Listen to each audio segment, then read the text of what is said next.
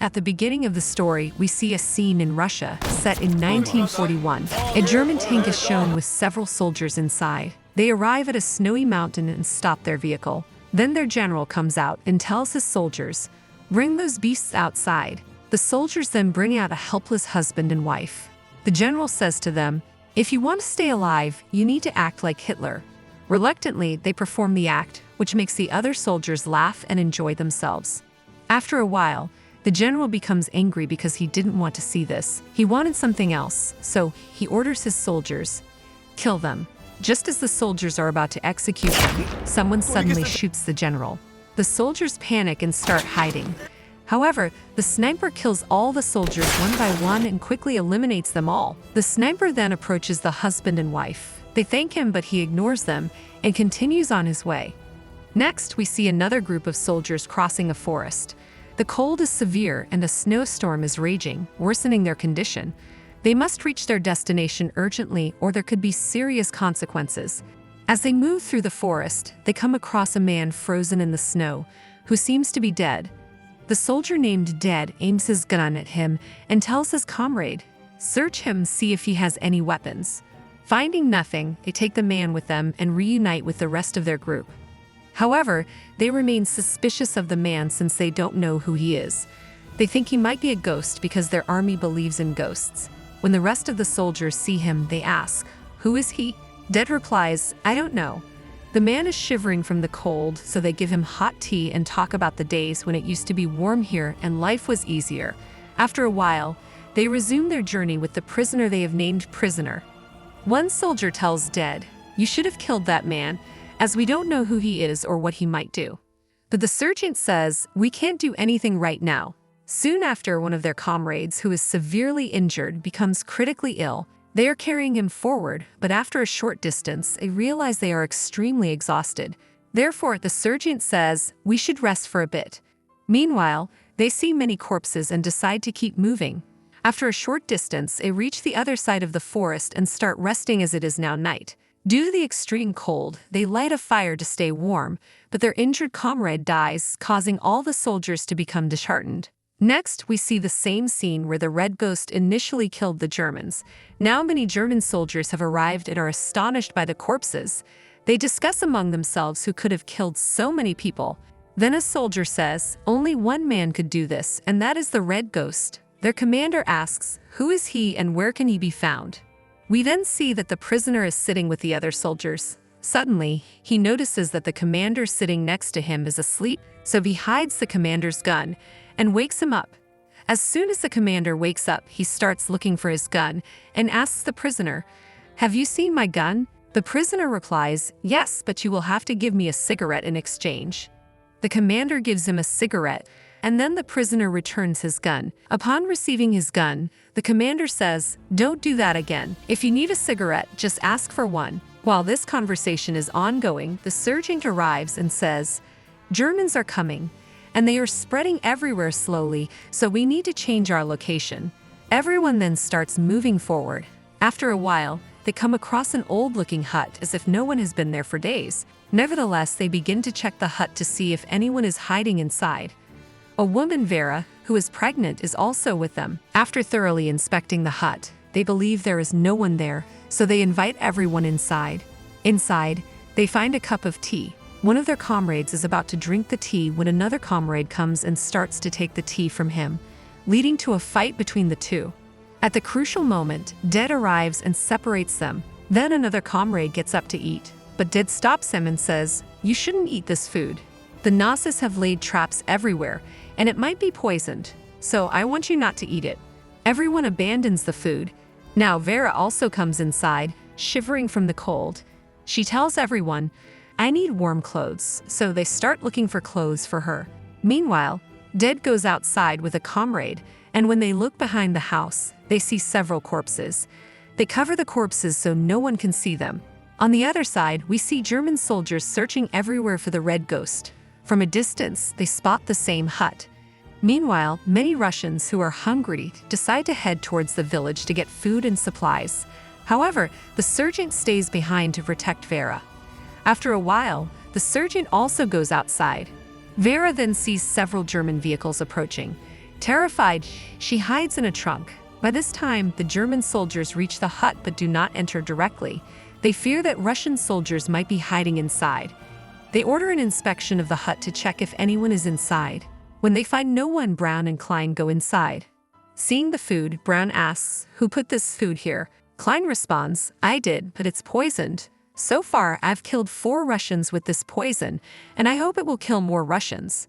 Meanwhile, we see that the Russian soldiers who went to the village are now returning towards the hut. The sergeant runs up and says, "We shouldn't approach the hut. There are German soldiers stationed all around it."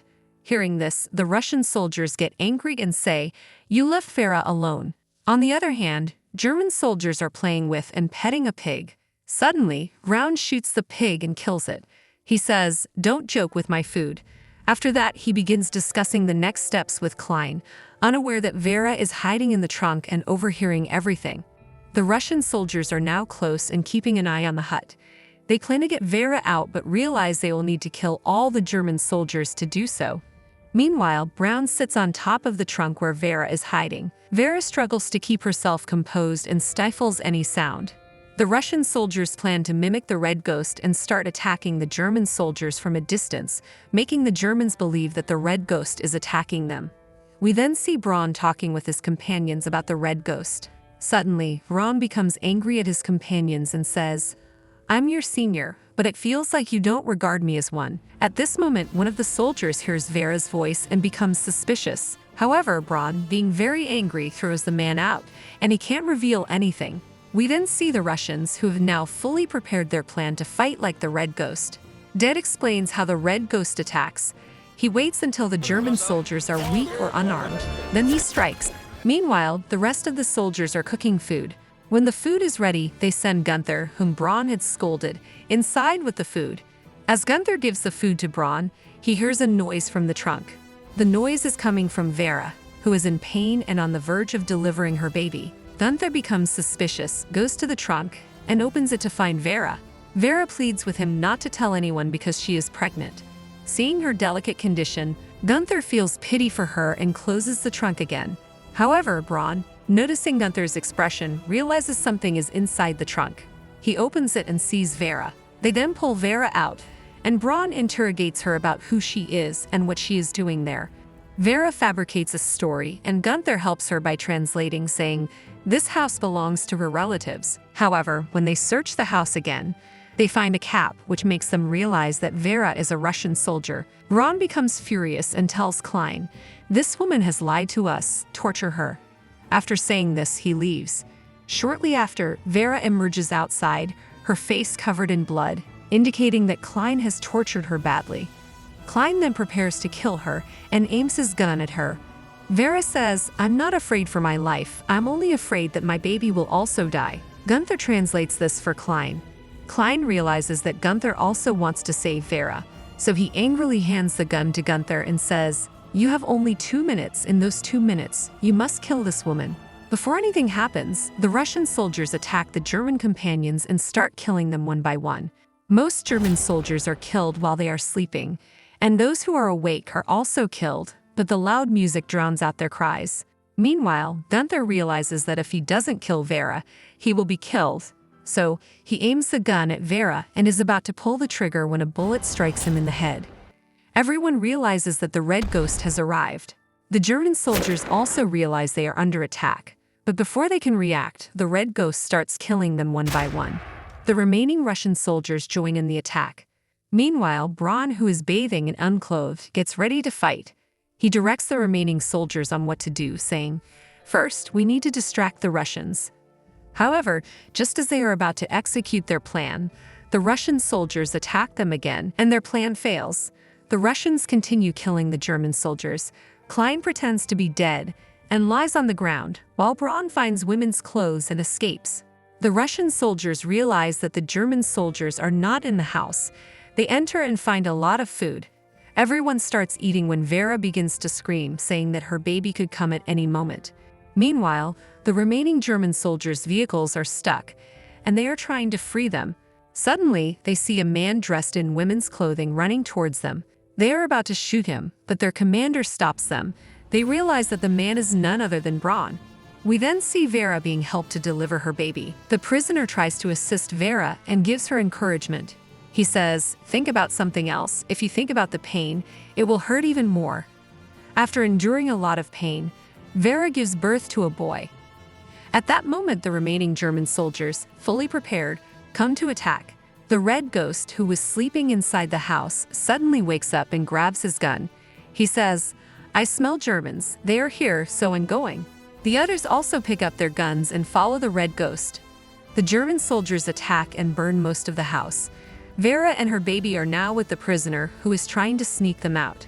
The battle becomes extremely fierce. When one Russian dies, 10 Germans are killed in return. The Red Ghost, with his precise aim, kills most of the Germans. The fight continues for a long time, and the ground is covered with corpses.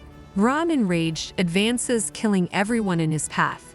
As he approaches the hut, he encounters the Red Ghost. A brutal fight ensues between them. Braun sometimes hits the Red Ghost, while the Red Ghost wounds Braun. Eventually, the Red Ghost falls to the ground. Braun takes advantage and is about to shoot him when the Red Ghost stabs him in the stomach, causing Braun's death. But Klein comes from behind and kills the Red Ghost. They believe the Red Ghost is dead. Meanwhile, we see an actor in the village being beaten by German soldiers, who are asking him where the Red Ghost is. Just as they are about to kill him, someone fires a shot, and one by one, all the German soldiers are killed. We learn that the Red Ghost is still alive.